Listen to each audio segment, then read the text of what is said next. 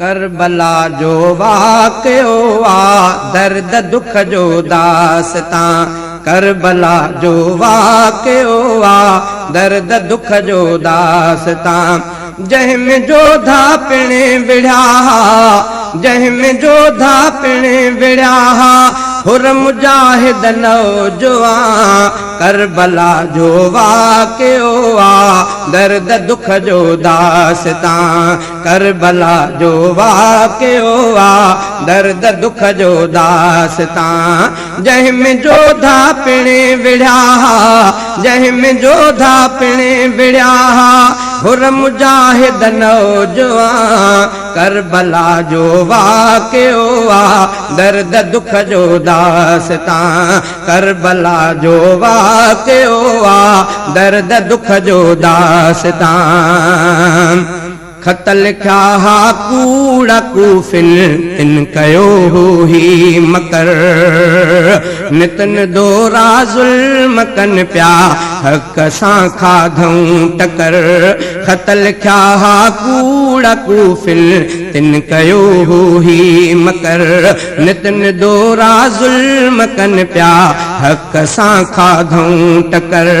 छा हक़ीक़त तंहिंजी लिखिजे छा हक़ीक़त तंहिंजी लिखिजे आहे अक्सर सो बयां करबला जो वाक़ियो आ दर्द दुख जो दास्तां करबला जो वाक़ियो आ दर्द दुख जो दास्तां जंहिंमें जोधा पिणे विढ़िया जंहिंमें जोधा पिणे विढ़िया हुर मुजाहिद नौजवान करबला जो वाक़ियो आ दर्द दुख जो दास्तां करबला जो वाक़ियो आ दर्द दुख जो दास्तां मींह तीरन जो उठो हो बाहि भड़को हो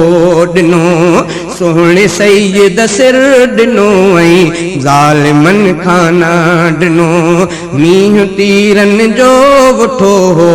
बाहि भड़को हो ॾिनो सोहणे सैयद सिर ॾिनो ऐं ज़ालिमन खाना ॾिनो मां दिलेरी तंहिंजी दिलबर मां दिलेरी तंहिंजी दिलबर पियो सदा हर हर लिखां करबला जो वाक़ियो आ दर्द दुख जो दास्तां मां दिलेरी तंहिंजी दिलबर मां दिलेरी तंहिंजी दिलबर पियो सदा हर हर लिखां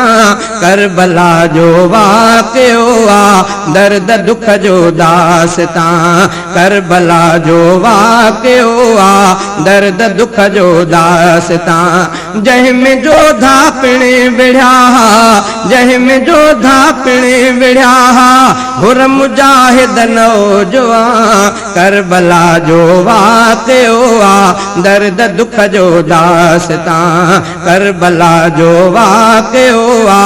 दर्द दुख जो दास्तां तू हुए हक़ ते मिठा साबित कदम कायम रहियो तुंहिंजी हिम्मत तुंहिंजी जुर्रत हौसलो तुंहिंजो वॾो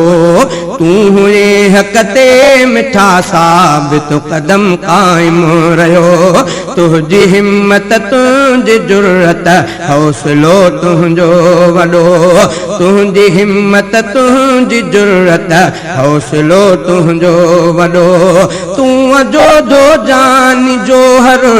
तूं जोधो जानी जोहर जान मन जाना जवान करबला जो वाक़ियो आ दर्द दुख जो दास्तां तूं जोधो जानी जोहर तूं जोधो जानी जोहर जान मन जाना जवान करबला जो वाक़ियो आ दर्द दुख जो दास्तां करबला जो वाक़ियो आ दर्द दुख जो दास्तां जंहिंमें जोधा पिणे विढ़िया जंहिंमें जोधा पिणे विढ़िया हुर मुजाहिद नौजवान करबला जो वाक़ियो आ दर्द दुख जो दास्तां करबला जो वाक़ियो आ दर्द दुख जो दास्तां कुल कहानी करबला जी कीन लिखबी ऐ अदा अब्द इंढड़ मुख्तसर मूं लफ्ज़ चूंडे ही लिखा कुल कहानी करबला जी कीन लिखबी ऐ अदा अब्द इंढड़ मुख्तसर मूं लफ्ज़ चूंडे ही लिखा हक़ हरदम हावी रहंदो हक़ हरदम हावी रहंदो कूड़ थींदो पर ज़िया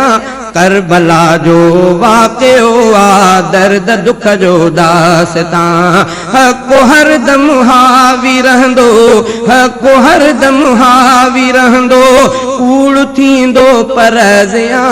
करबला जो वाक़ियो आ दर्द दुख जो दास्तां करबला जो वाक़ियो आ दर्द दुख जो दास्तां जंहिंमें जोधा पिणे विढ़िया जंहिंमें जोधा पिणे विढ़िया हुर मुजाहिद नौजवान करबला जो वाक़ियो आ दर्द दुख जो दास्तां।